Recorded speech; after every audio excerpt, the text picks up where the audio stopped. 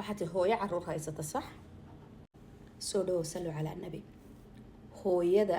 la furay ee ubad haysataynu ka hadlayna calafkii baa dhamaaday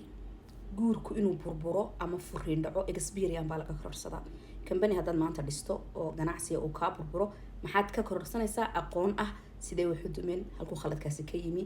sidee baa looga gudbi karaa guurkuna waa company aad dhistuu la macnayahay waa guuri dhan oo aad mar dhistay ood rabtay weliba dad inuu soo saaro ile companygu dad ma soo saaray lacag ba soo saaray ayaa burburay kow waa inaanad taas weynaad aqoon ka kororsataa talabaadan kuugu tirina wax weeyaan naftaada sida bambada ha ugu ciyaarin waxaan ka habla dhahaya ninkii baan ku jabinayaayo waxaan guursanayaa nin kale waxaanad ku ciyaaraysaa waa nafsadaadii noloshaadii ninka wuu tagay sidoo maalmaha kamidaba u yimi buu u tagay waayaad noloshaada isaga ula challenge garaynaysaa taa waxaan ku dhihi lahaa kadaa ta kalaan kugu dhihi waxa weeye hiilashaad u baahantay kabasho ama adiga sanka halagaa galiya adigoon doonayno halagaaga naxiyo ama adoo mustacajal u aho isla ilaahow mar qulayaa noloshan kaa saara ilaahay ha kaa siiye kabashaad u baahantay kabasho waa inaad soo hiilataad soo kabataa ta saddexaadnan kugula kaftamay dee cid walba ha ka hadashiini ilaa haddaad wixii ka hadlaba tidhaahdo nin mayo shaari suraal maxidhay taa ku dhada inaad qiimahaaga yara garataa way qurax badantaa intaa marka laga yimaado anigu waxaan ku dhihi lahaa gurigaaga ha ku haasaawin ama ha ku shukaansanan cid haboodin maaniga haddaan banaanadan tegaya carruurteeda cid lagaga tagaya ii kaadi ilmuhu inta loo sheego ka badan actionku wax ku fahma inuu waxaa arko shukaansigu waa tastigii ama imtixaanaadkii la marayay weeyaan ama tijaabadii ama dhadhamintii ma aha qasab qofkanaad shukaansatay inaad guursato cali baad maanta baratay gurigii baad keentay ilmahaagi baad ku tiri waa abtigaa dhabtuu kaga fadhiistay idinkoo sheekaysanoo sharaab wada cabayuu ku arkay waa kala hadheen xasan baad haddana keentay muddaa wada socoteen waa kala hadheen jaamac baad keentay ilmahaagi waxaad automatic u fahamsiisay raggu inay wax iska caadiyo inay gurigaa yimaadaan oo dhabta lagaga fadhiisto la isaga sheekeeyo ay iska caadiin habla haddaad haysato ama gabdha haysato waxay markaaba u fahmayaan dadka kala jinsiga ahi iyagoo aan waxba ka dhaxayn inay isdhexgeli karaan adigana waxay kaa aaminayaan hadhowtole xataa hadday weynaadaan hooyo aan dhaqankeedu fiicnayn because iyaga yaraantii wixiibaa ku duuban so waxaan ku dhihi lahaa maalintaad shukaansanayso ee qofkii aad istira walahi qofkan uu u qalma in la shukaansada ay tahay taleefon hadday taleefon kasoo gudubto inaad arayno is aragno meelahan caadiga lagu ballamo kula ballan caruurtaada cid kaga sii tag xataa haddaad wadankii joogto meelo aan jirin meelo lagu caweeyo aanay jirin inana ay saaxiibtiina la qabo waxaad tiraahdaa walaal gurigaaga 1 hour aan fadhigaaga wiil wada fadhiisano caruurtana cid kaga sii tag fadhigaa la soo fadhiiso kasoo laabo markaa uu kii saxda ahaa soo baxay guur yimaado ilmahaaga waxaad u fahamsiinaysaa marba da'diisu intay leegtay ilmuhu 5 jir haddii guriga waynu tala ku lahaada ma aha uun markaan doonan keenaya markaan doonan eriyaya tala waa inuu ku lahaada 5 jir hadduu yahay sida loola hadla 5 jirkaad u fahamsiinaysaa 10 jir hadduu yahay sida 10 jirka loola hadlo 15 jir iyo 20 jir haddii ku joogan sida loola hadla aad u fahamsiinaysaa ninkaas ayaan rabaa inaan guriga keeno sideed u aragtaa u ammaan waxyaabaha aad ku aragtay inuu u wanaagsan ama aad istiri damba halka ku jirta soo talada caruurtaada mar walba muhiim ah ku ahaado hayga cadhoon ragow taasi way gataa gurigii buu yimi ilmuhu isla saacada isbedel baa gurigii ka dhacaya sabab gabadhan ninkii hore way kala tageen gurigana caruurtan iyaga booska ahaa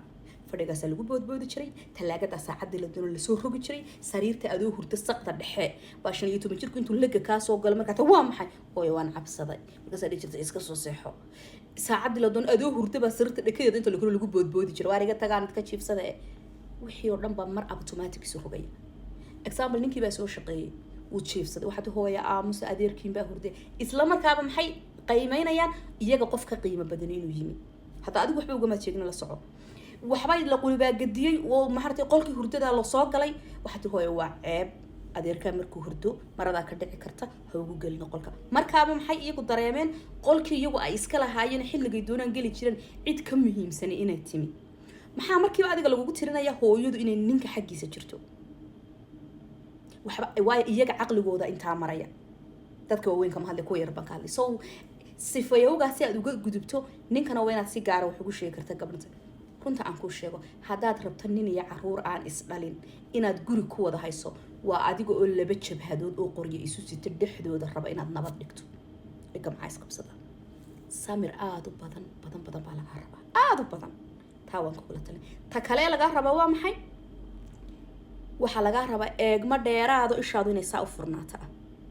adoon hadal waa inaad dusha sidaa isha uga marin kartaa qof walba aad sidaa Microsoft marin kartaa midna aan ku yiraahdo ninkani waa 30 jir lortu inta leegtay gurigaaga cid ku xoog weyn ma joogto oo cid dili kartaa ma joogto oo cid kufsan kartaa ma jirto oo cid wax ku sameyn kartaa ma jirto laakiin cidda nugul ee laga adagay ee laga xoog weyn in wax lagu sameyn karaa waa ayo adiga awlaadaada weeye waa adeer iyo wixii ixtiraam halka iska dhig haddaad aragto caruurtaadu cabsi muujinaysa ama dareen giltinimo muujinaysa iyo dambi inay ku jiraan oo kale markay isaga ag fadhiyaan ama muujinaysa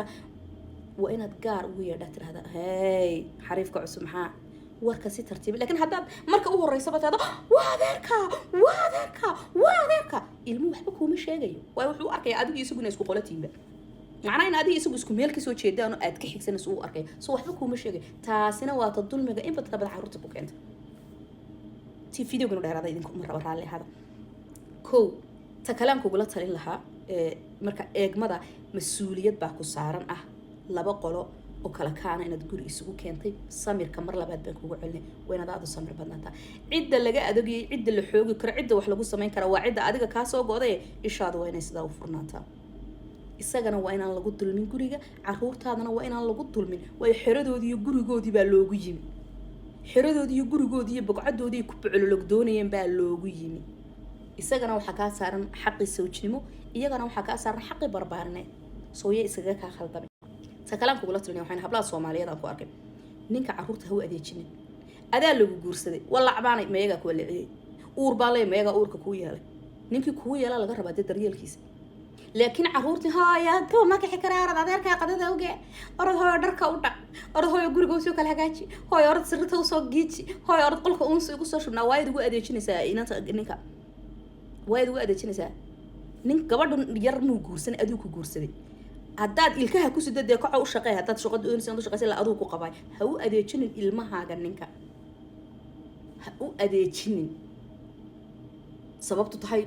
de ma garan kara sababta waanan ku arkay umika qaar badan ha soo dhahaantay waxa xagee laga yaqaan idinka la idinka wadeeqana walaal weydaan qiranaynin ma garatay ha u adeejinin ta ugu dambaysan kala dardaarmay wax weeye ninkaaga hortiisa ilmahaaga ha ku canaanan hadduu wiil iyo hadduu gabar iyo midna ha ku canaanan sidoo wuxuu cunaa waxa ka sheegin sidoo u labista waxa ka sheegin bahal xume labiska xun bahal xume siib dhac calahi bahal xume aan dharku ku soo bixin bahal xume caloosha weyn sidoo cuntada u cunayo sidoo uu wasakhda badan yahay madrasadii miyaad tirtay iskuulka no xilliga uu ninkaas idinka maqay intaad isugu yeedho kii canaan leh toos canaanta furta uga saar laakiin ninkaaga hortiisa caruurtaada ha ku canaanan waxna ha ugu sheegin